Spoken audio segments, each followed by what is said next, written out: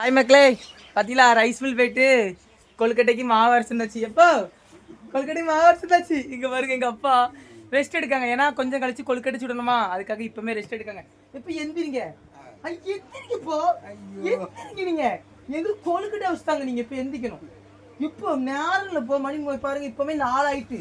நீங்கள் இப்போ எங்களுக்கு எந்திரிச்சு கொல்கட்டை டக்குனு கூட ஓலையிட்டுங்க. நான் உங்களுக்கு ஹெல்ப் பண்ணுறேன். நீங்கள் எங்களுக்கு அவிச்சு தரணும், எல்லாத்துக்குமே கொடுக்கணும். உங்களுக்கு கொழுக்கட்டை வேணுமா வேண்டாமா கமெண்ட் பண்ணுங்க. நான் கொழுக்கட்டை வேணும்னு சொல்லி கமெண்ட் பண்ணுங்க.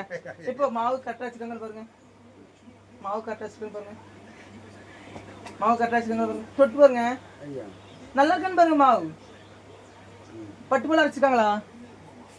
பட்டு போல அரைச்சிருக்காங்களா? அரைச்சிக்காங்களா? அப்போ ஓகே தானே? மாவு ஓகே தானே?